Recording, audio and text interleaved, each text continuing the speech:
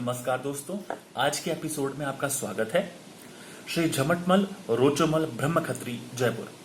सन 1971 की बात है। स्वामी जी यहाँ आदर्श नगर स्थित गीता भवन में ठहरे हुए थे। एक दिन हम 10-12 जने बैठे थे। एक आदमी नीम की 2-3 टहनियां तोड़कर स्वामी जी को दातुन करने के वास्ते देने आया। उस समय स्वामी जी काफी प्रसन्न मुद्रा में बैठे थे, अतः वहां बैठे हुए सब प्रेमियों से कहने लगे कि अब आपको जादू दिखाता हूं। नीम की एक टहनी उठाकर उसमें से एक एक पत्ता तोड़कर सबको देते गए। फिर सबसे कहने लगे कि अब क्रम से सभी मुझे बताएं कि इसका स्वाद कैसा है। एक ने कहा, स्वामी जी कड़वा है। दूसरा कहने लगा मीठा है। तीसरे ने कहा कि खट्टा है। तो चौथा फिर नमकीन बताने लगा। किसी ने कहा कि फीका है, तो कोई फीका मीठा कहने लगा। अर्थात सब अलग अलग स्वाद बता रहे थे। किसी ने भी एक जैसा स्वाद नहीं बताया।